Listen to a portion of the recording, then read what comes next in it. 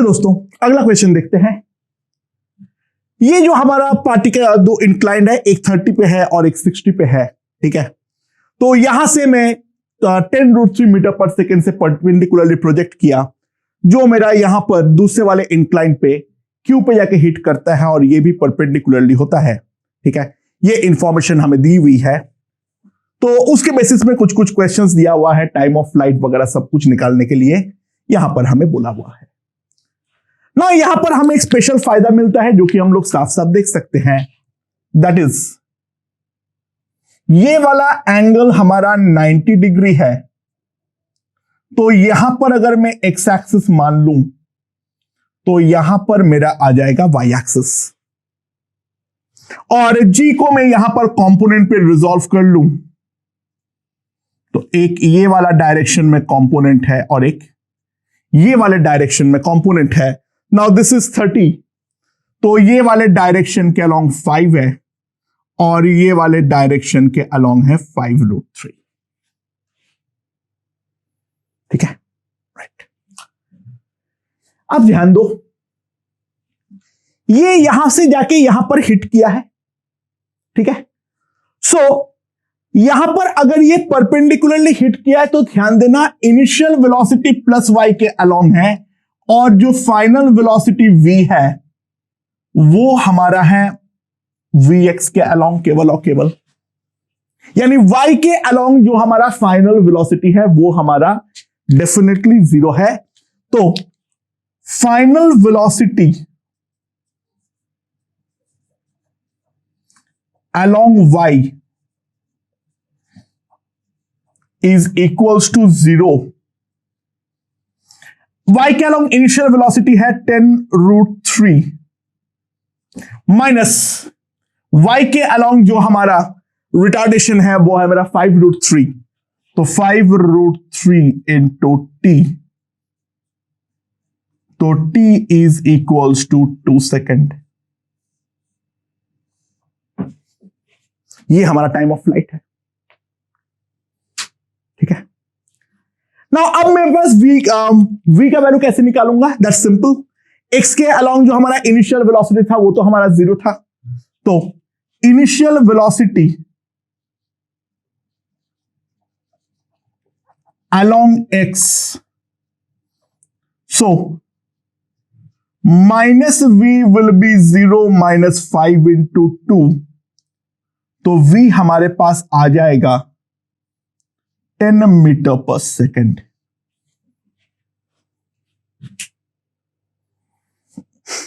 ठीक है। अब फटाफट दोनों डिस्प्लेसमेंट निकाल लो, x के अलोंग डिस्प्लेसमेंट और y के अलोंग डिस्प्लेसमेंट। तो x के अलोंग जो डिस्प्लेसमेंट होगा ध्यान देना वो है मेरा minus OP, so minus OP is equals to 0 minus half into 5 into T square. T का वैल्यू तो 2 सेकेंड है तो 4 आ जाएगा, तो मेरे पास ओपी जो आएगा that will be equals to 10 meter. X के अलोंग डिस्प्लेसमेंट ओपी मत लिख देना, it will be minus OP, ये वाले बात पे ध्यान देना, ठीक है।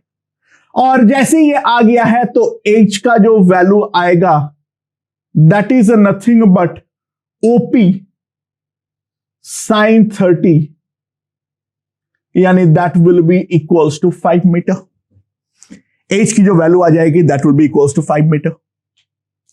Now on the other hand अगर मैं दूसरे और पे ध्यान दूं तो यहां पर अगर देखें हम जो क्यू के अलोंग यानी ओ क्यू का डिस्प्लेसमेंट अगर मैं ध्यान दूं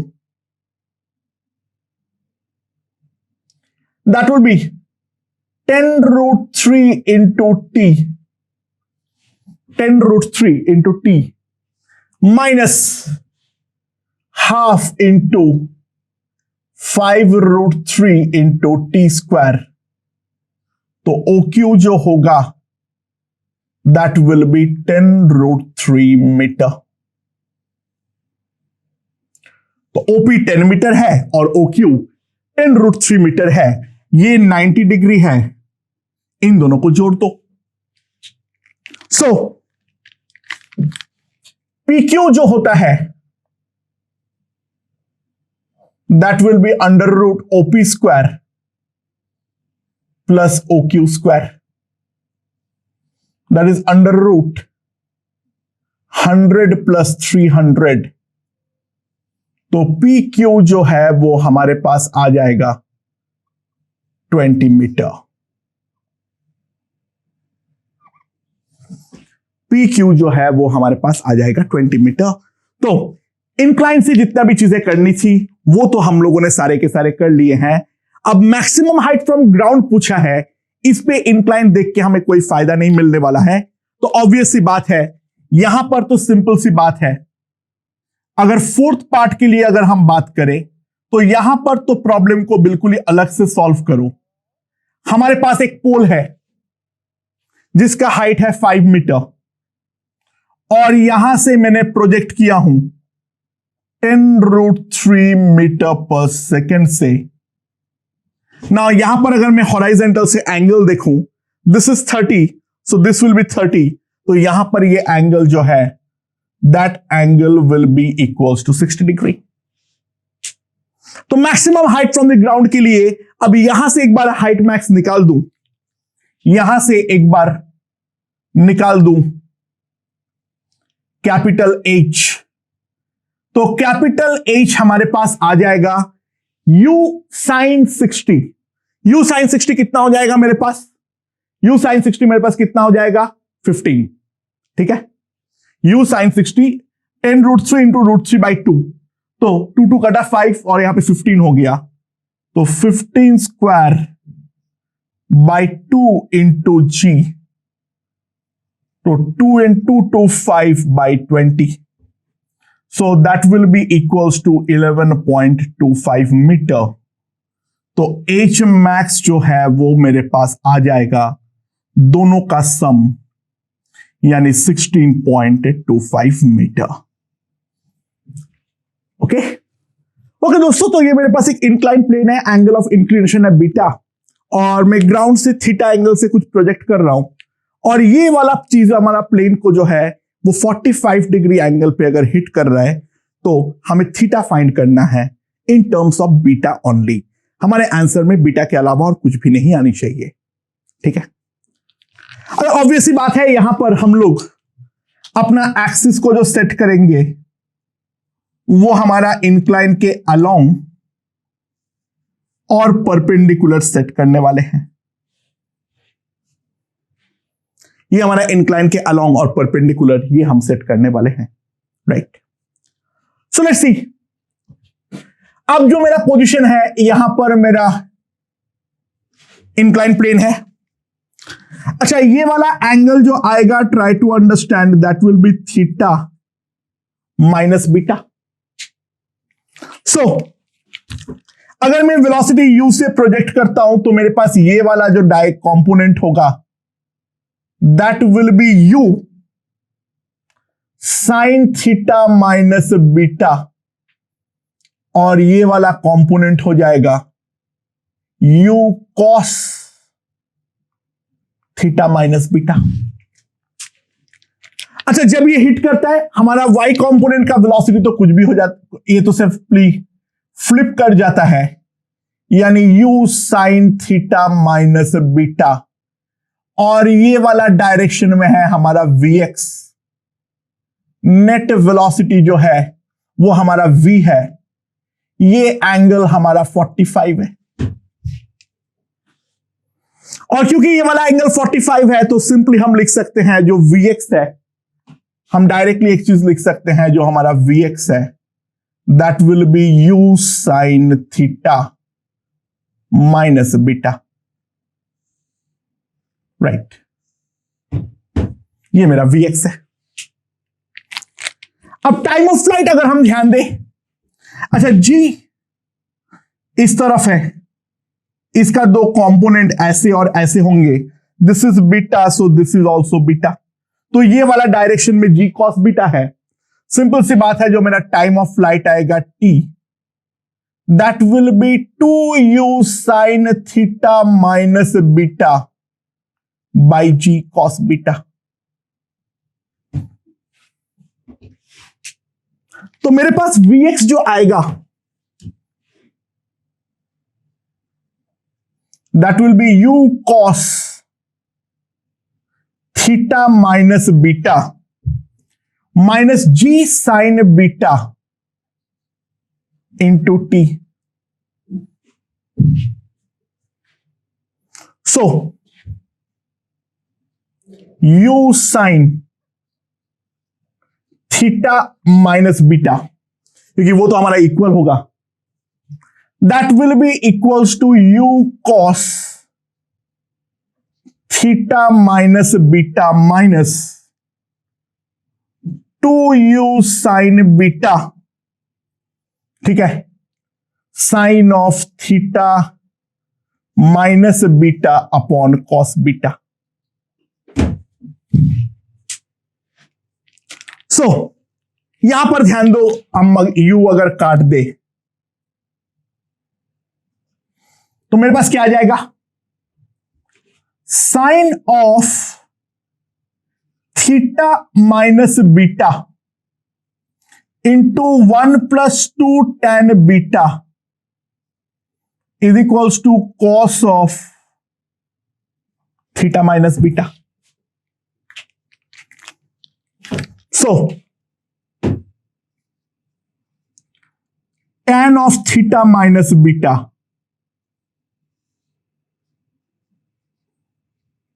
tan theta tan beta into 1 plus 2 tan beta, that must be equals to 1.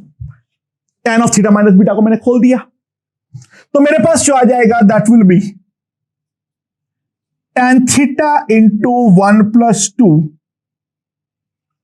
tan beta minus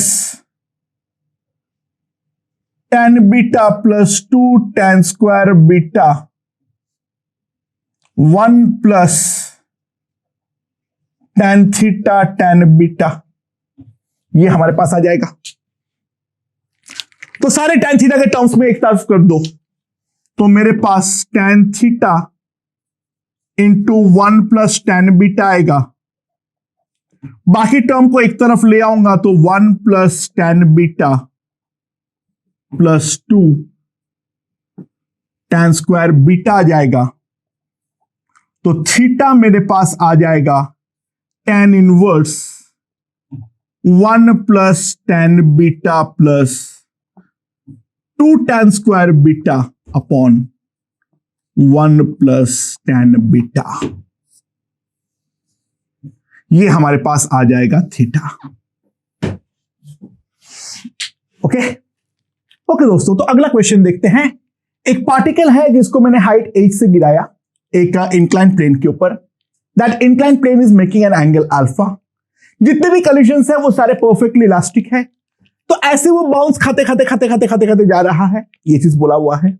ठीक है, तो सवाल यहां पर ये है, जो ये इंडिविजुअल लूप्स है उन पे रेंज अगर R1, R2, R3 so on and so fourth है, तो इन दैट केस इनके वैल्यूज कितनी होंगी वो चीज हम निकालने का ट्राई करेंगे.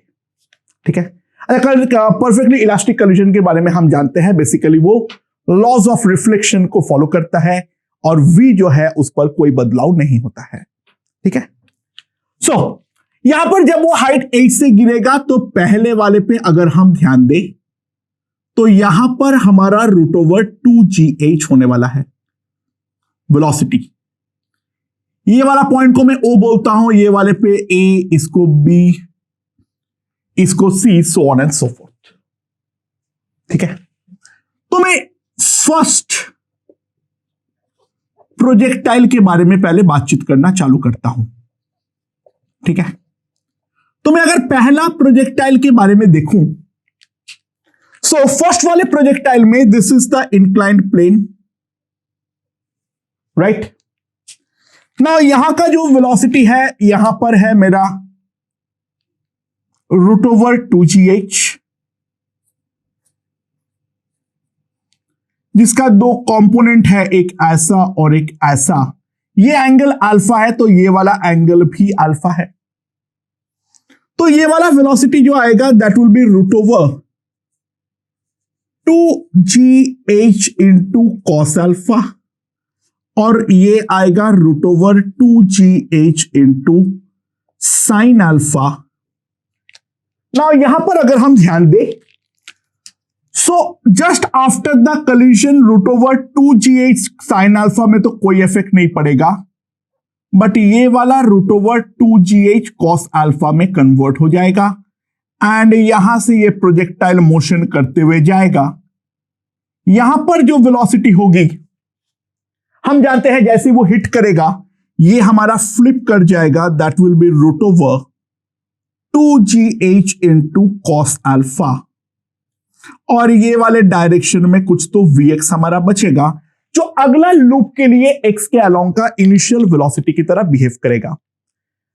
यहां पर एक और इंपॉर्टेंट फंडा है, जो अगर मेरा ये g है इसको मैं कंपोनेंट पर रिजॉल्व कर लूं तो ये वाला डायरेक्शन पे तो मेरा g cos अल्फा आएगा, यानी simply like right it down, ये डायरेक्शन में है g sin अल्फा और ये वाला डायरेक्शन में है g cos अल्फा। ठीक है,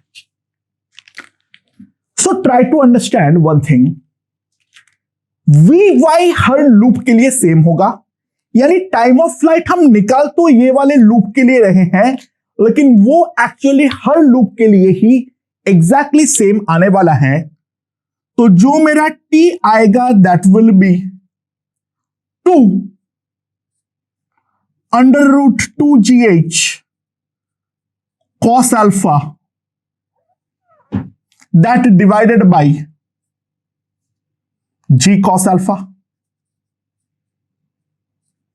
cos अल्फा गॉन, तो 2 root 2 under root h by g। ठीक है, सो रेंज R1 जो हमारे पास आएगा that will be root over 2gh into sine alpha into t plus half g sine alpha into T square. So यहां पर अगर हम ध्यान दें, जी काट दो, h हमारा पास बच गया, तो यहां पर हमारे पास 2 रूट 2 इंटू रूट 2 आएगा, यानी that will B 4h sign alpha plus यहां पर 8 आएगा, यहां पर भी आ जाएगा 4h साइन अल्फा, तो ये हमारे पास हो जाएगा 8h साइन अल्फा।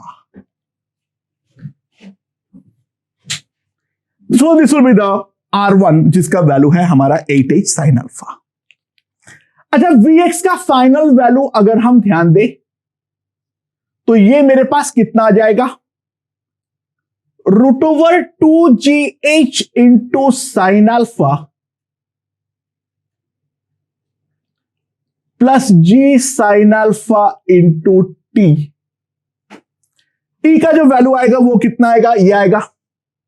ठीक है, so that will be 3 root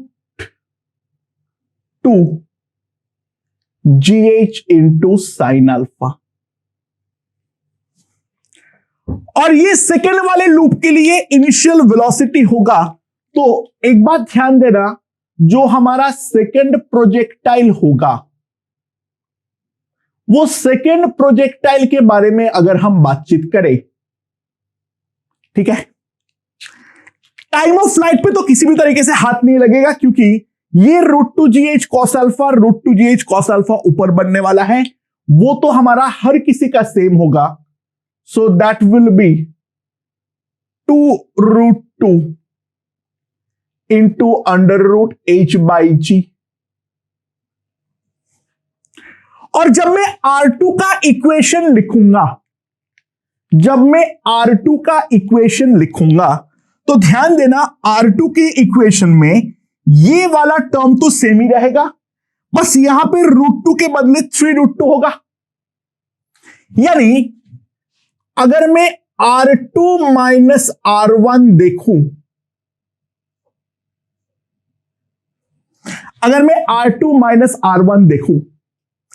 तो वहां पर जो वेलोसिटी में बदलाव आएगा केवल x के अलोंग, वही चीज हमारे लिए इंपॉर्टेंट है, राइट?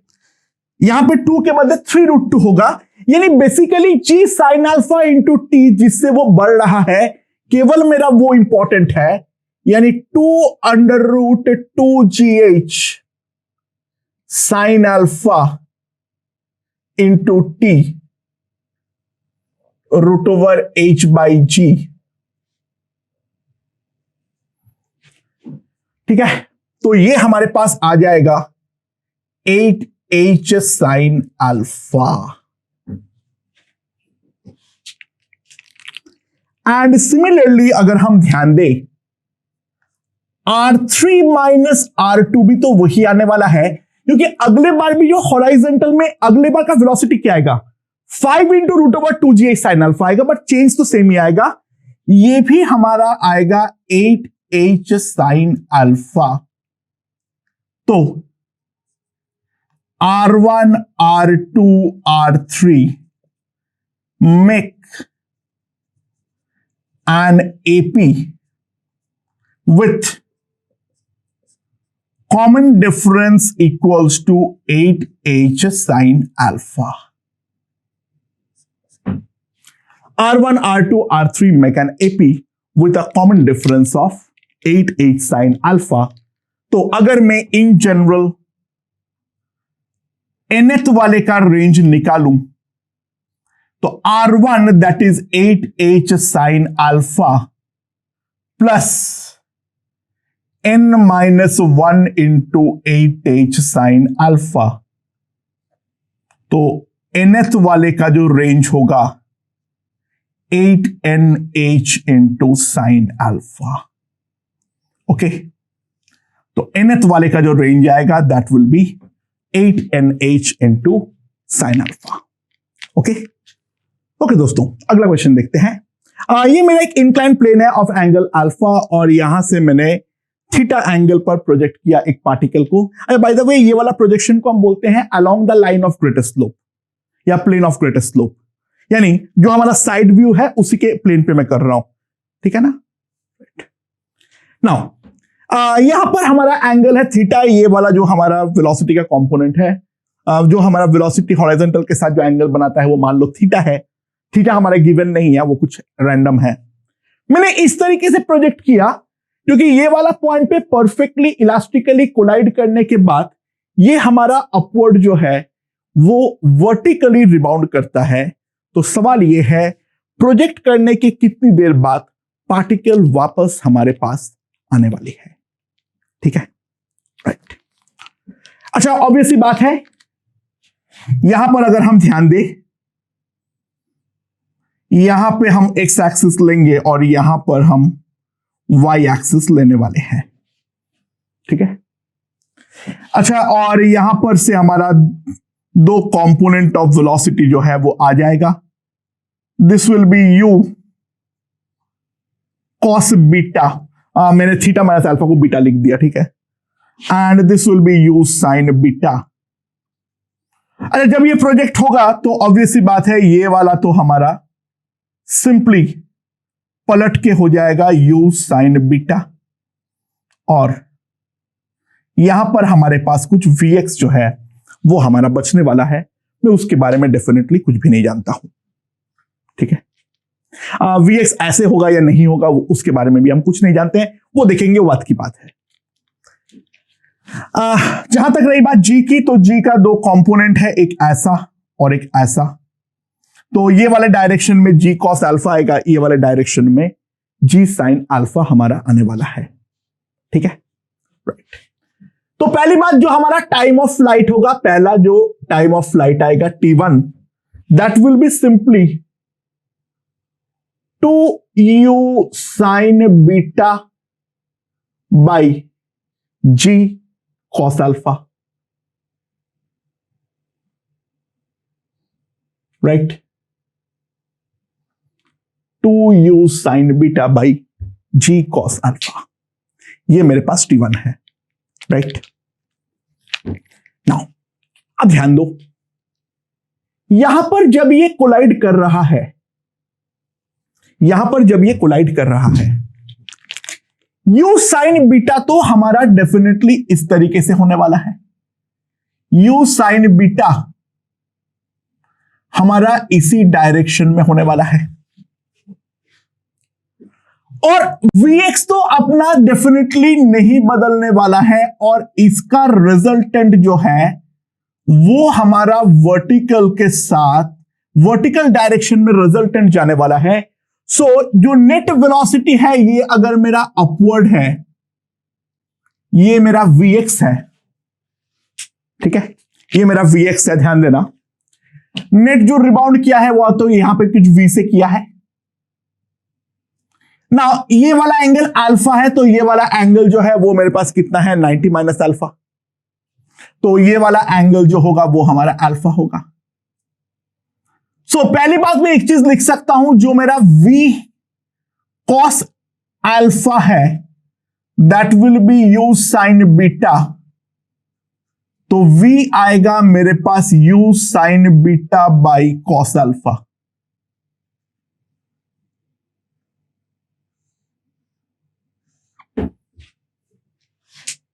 राइट तो Vx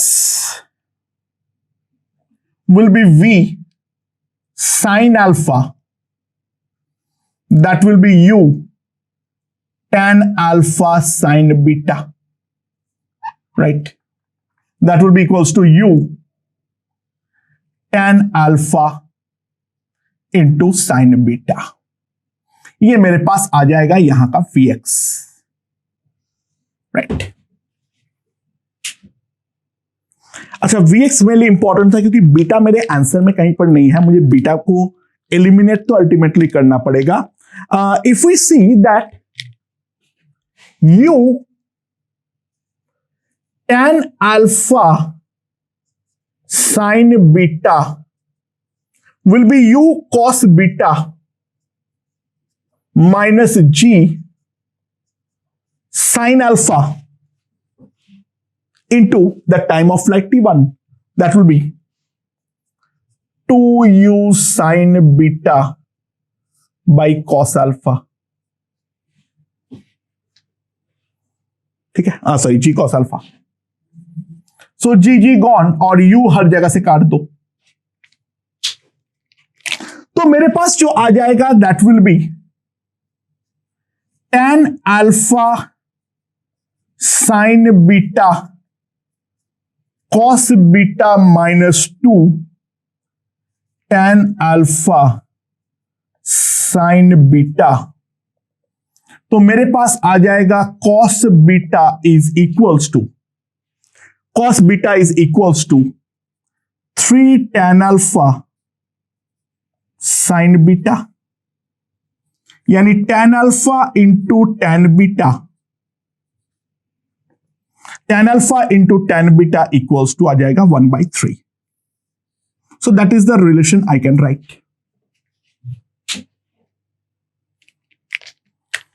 Okay, I hope that point is perfectly understood.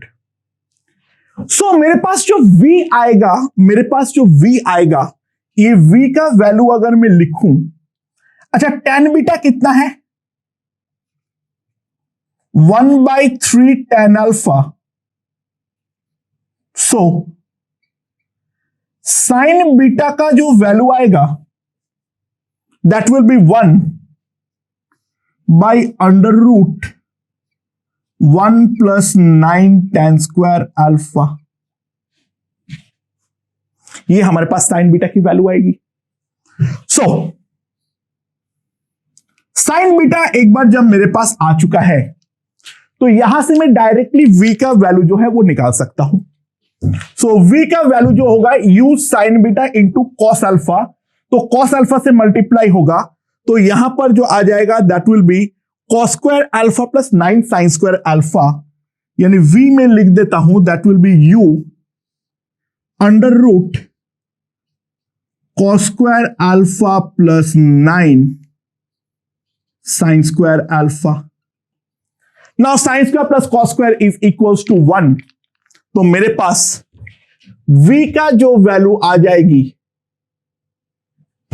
V की जो वैल्यू आ जाएगी वो मेरे पास कितनी आ जाएगी, that will be equals to U by under root 1 plus 8 sine square alpha. This will be the value of V, right? Now इतना V से ये ऊपर प्रोजेक्ट होने वाला है, तो यहां पर से अगर मैं देखूं तो टाइम t2 के बाद वो एक बार के लिए स्टॉप होगा, तो यहां पर जो टाइम लगता है उसको अगर मैं t2 बोलूं, ठीक है, सो t2 will be simply equals to V by G, U by under root, U by G under root 1 plus 8 sine square alpha. ये है मेरा t2 का value, right?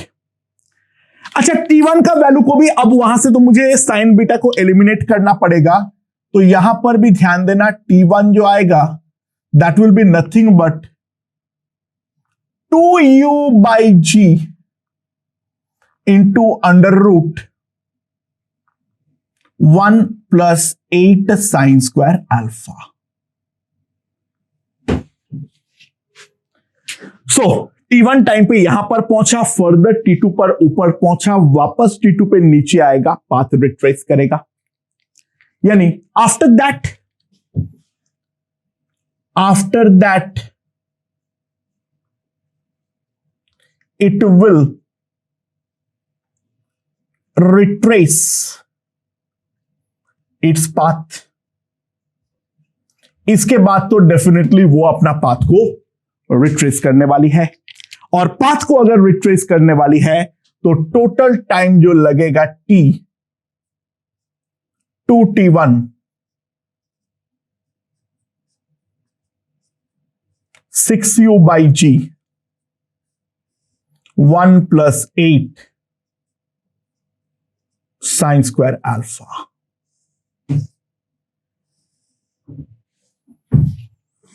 So this is the total time after which the particle will come back to the point of projection. Okay? Okay दोस्तों, तो अगला question देखते हैं। ये मेरा एक इंक्लाइन प्लेन है जिसका ग्राउंड से इंक्लिनेशन जो है वो हमारा थीटा है, ठीक है, और मैंने यहां से कोई भी डायरेक्शन पर u से प्रोजेक्ट कर सकता हूं, ठीक है, ये पॉइंट P से, P का जो यहां से परपेंडिकुलर डिस्टेंस है वो d है, तो u का कम से कम कितना वैल्यू होनी चाहिए जो कि वो प्लेन को परपेंडिकुलरली हिट कर पाए। अच्छा, g जो है उसको दो कंपोनेंट पे डिसॉल्व कर लेता हूं, तो यहां पर g cos 60 आएगा और यहां पर g sin 60 आएगा। अच्छा, ऑब्वियसली बात है, जब वो हिट करेगा तब Vx हमारा समाप्त हो जाना चाहिए, यानी वो हिट हमारा इस तरीके से करना चाहिए, समथिंग लाइक दिस। अच्छा, तो एक बात ध्यान दो, मुझे प्रोजेक्ट जो करना पड़ेगा वो डेफिनेटली इसी डायरेक्शन में करना पड़ेगा, क्योंकि u का एक इनिशियल कंपोनेंट होनी चाहिए। अगर मैं उपवर्ड ऐसे परपेंडिकुलर कर दूं तो ax उसको खींच ही लेगा, एक Vx का कंपोनेंट क्रिएट करेगा, या फिर अगर मैं इधर प्रोजेक्ट करूं तो मैं सपोर्ट कर रहा हूं तो Vx मेरा क्रिएट होगा ही होगा, किसी भी हालत पर वो परपेंडिकुलरली हिट तो कर ही नहीं सकता है। तो प्रोजेक्शन तो मुझे इसी तरीके से लेना पड़ेगा, दैट्स फॉर श्योर। प्रोजेक्शन जो है वो तो मुझे इसी तरीके से लेना पड़ेगा, जो कि Vx हमारा फाइनली खत्म तो हो जाए, राइट? अच्छा, यहां पर मैं u को दो कंपोनेंट पे रिजॉल्व कर सकता हूं, u sin theta, u cos theta, right? अच्छा, y के अलोंग यहां से अगर मैं देखूं, y के अलोंग डिस्प्लेसमेंट जो है वो मेरा माइनस डी है, right? So minus d is equals to u sin theta into t minus half into g by 2 into T square, ये हमारे पास आ जाएगा। सो मेरे पास आ जाएगा, that will be g by g t square by 4 minus u sine theta, that is equals to 0, ठीक है। और दूसरी बात है, अब इतना टाइम में हमारा u cos थीटा जो है वो डेफिनेटली हमारा समाप्त हो जाना चाहिए। तो सिंपल सी बात है, u cos theta minus √3g/2 into t that must be equals to 0। तो मेरे पास जो आ जाएगा that is √3gt/2 equals to u cos theta. ठीक है, तो ऑब्वियसली बात है मैं t को एलिमिनेट करूंगा क्योंकि u तो मुझे चाहिए। So what I have is gt²/4, तो t का वैल्यू यहां पर पुट करो, 2u cos theta by √3g का होल स्क्वायर। ठीक है, minus u sin theta into 2u cos theta by √3g minus d that will be equals to 0। सो मेरे पास क्या आ जाएगा, ध्यान दो, u² cos square theta by 3g minus 2u² by √3g into sine theta cos theta that is equals to t. ये मेरे पास आ जाएगा। अब मैं डिफरेंशिएट वगैरह कर तो सकता हूं, लेकिन उससे बेटर मेरे पास एक तरीका है, ध्यान दो। अच्छा, इसको मैं लिख सकता हूं या नहीं, जो u²/6g 1 प्लस cos 2 थीटा, ठीक है, minus u²/√3g into sine 2 theta that is equals to D. So मेरे पास जो आ जाएगा that is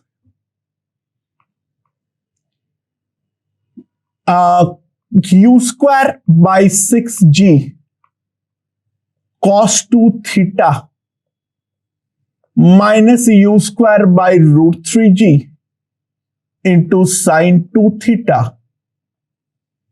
d minus u²/6g, ये हमारे पास आ जाएगा। ठीक है, अच्छा अब ये चीज ध्यान दो, this thing is always less than और इक्वल्स टू √u²/6g का होल स्क्वायर प्लस, ये माइनस का तो कोई मतलब नहीं है, u²/√3g का होल स्क्वायर, राइट। ये वाली चीज तो डेफिनेटली इससे हमारा हमेशा ही छोटा ही होने वाला है, दैट्स फॉर श्योर। सो मेरे पास जो आ जाएगा therefore d minus u²/6g is less than और इक्वल्स टू u²/6g, और यहां पर जो मेरे पास आ जाएगा, इस पे अगर हम ध्यान दें तो यहां पर 6 होने पर ये 1 हो जाएगा, 2√3 का whole square, so that will be 13। मतलब सॉरी, यहां पे 12, सॉरी, हाँ ठीक है, ठीक है। सो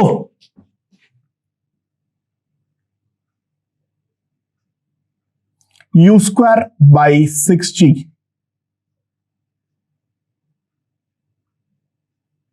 √13 प्लस 1, ये हमारे पास आ जाएगा। And now d 6dg by √13 plus 1, ये हमारे पास आ जाएगा, राइट। सो u, इसको अगर मैं बाय द वे कर लेता हूं थोड़ा रैशनलाइज, तो यहां पे 12 आ जाएगा, तो this will be dg/2 into √13 minus 1, तो u will be greater than और equals to dg/2 into √13 minus 1। ये मेरा u का वैल्यू जो है वो कम से कम होनी चाहिए, ठीक है। ओके दोस्तों, तो लास्ट क्वेश्चन देखते हैं। मेरे पास दो पैरेलल इंक्लाइंड प्लेन है और ये दोनों पैरेलल इंक्लाइंड प्लेन के जो मिडवे है वहां से मैंने एक पत्थर को प्रोजेक्ट किया at an angle of theta. Now during the flight ये हमारा एक इंक्लाइंड प्लेन को ग्रेस करते हुए जाता है और ये इंक्लाइंड प्लेन को ग्रेस करते हुए जाते हुए जो दूसरा इंक्लाइंड प्लेन है वो इंक्लाइंड प्लेन को परपेंडिकुलरली हिट करता है, ठीक है। तो हमें निकालना है जो हमारा एंगल ऑफ प्रोजेक्शन है वो एंगल ऑफ प्रोजेक्शन कितना होने वाला है, ठीक है। तो थोड़ा अच्छे से ड्रॉ कर लेते हैं, बेहतर रहेगी। तो ये हमारा ग्राउंड है, ठीक है। ये हमारा ऐसे मैंने प्रोजेक्ट किया थीटा से। तो अगर मैं केवल ग्राउंड टू ग्राउंड प्रोजेक्टाइल के बारे में ही सोचूं तो ये मोशन हमारा कुछ इस तरीके से होने वाला था, ठीक है। बट ये हो क्यों नहीं पाया? क्योंकि एक इंक्लाइन प्लेन तो यहां पर था जो इसको ऐसे करके टच करते हुए जा रहा है, ये हमारा पहला इंक्लाइन प्लेन है, ये एंगल है अल्फा, और दूसरा इंक्लाइन प्लेन को ये परपेंडिकुलरली हिट करता है, that is something like this.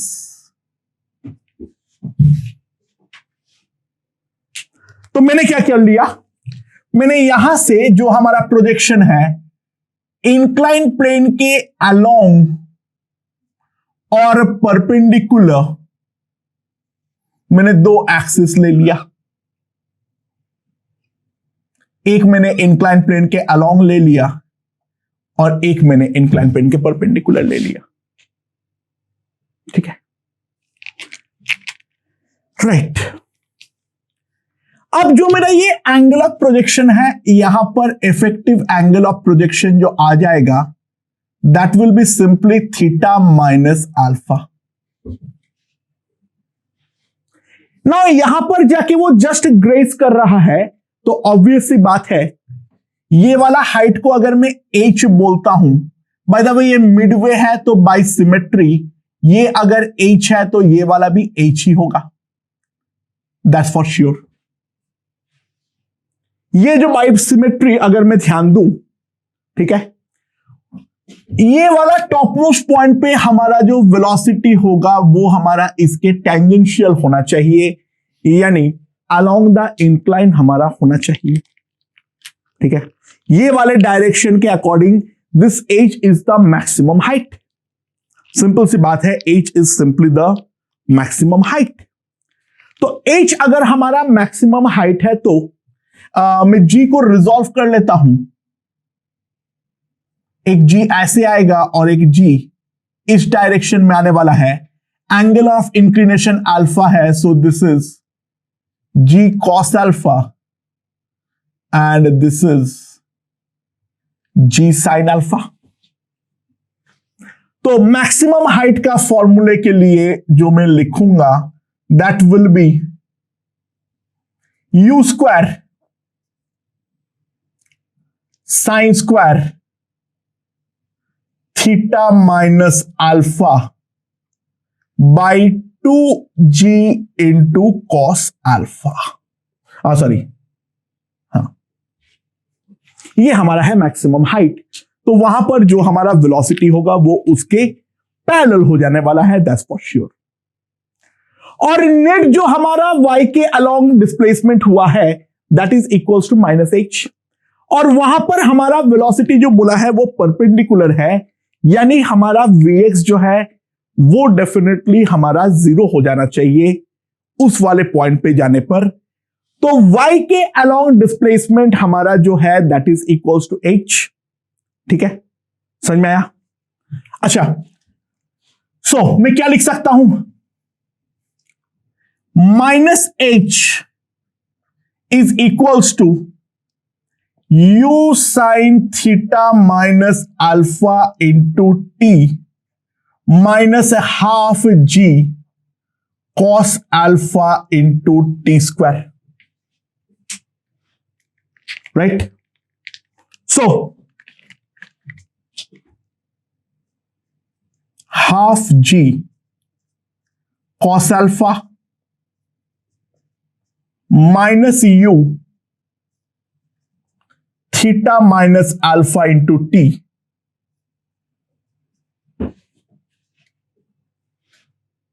तो मेरे पास जो टाइम ऑफ फ्लाइट आ जाएगी u sine theta minus alpha plus minus u square sine square theta minus alpha plus 2gh cos alpha divided by g cos alpha. अच्छा, minus तो हो नहीं सकता, t can not be negative, so this is my time of flight t। और यहां पर जाके उसका हमारा जो वेलोसिटी है x के अलोंग वो हमारी 0 हो जानी चाहिए। Before that a quick 2gh cos alpha का वैल्यू पुट कर दो, that is u square sine square theta minus alpha. So what I have is 2gh cos alpha का वैल्यू अगर मैंने पुट कर दिया तो यहां पर आ जाएगा मेरे पास √2 plus 1 u sine theta minus alpha g cos alpha. Right? And now ux must be 0 at this point. So initial velocity जो है that is u cos theta minus alpha minus g sin alpha into t that is equals to 0. तो मेरे पास आ जाएगा u cos theta minus alpha g gone √2 plus 1 u sin theta minus alpha into tan alpha that is equals to 0. Right? So u is cancelled. u तो मेरे पास यहां पे cancel हो गया, मुझे थीटा चाहिए, तो cot of theta minus alpha that will come out to be equals to √2 plus 1 into tan alpha. So theta मेरे पास आ जाएगा alpha plus cot inverse √2 plus 1 into tan alpha. Okay, ये मेरे पास जो है वो हमारा थीटा का value, the angle of projection जो है वो हमारे पास आ चुका है। तो इन क्वेश्चनों के through the basic modalities of solving जो है वो मेरे ख्याल से हमें समझ में आ चुका है। तो दोस्तों, इसी के साथ हम अपना प्रोजेक्टाइल मोशन खत्म करते हैं। प्रोजेक्टाइल मोशन के क्वेश्चंस अब इसके आगे हर चैप्टर में आता रहेगा। ठीक है, जो बेसिक लेवल का प्रोजेक्टाइल मोशन है वो अब हमारा यहां पर समाप्त होती है। ओके।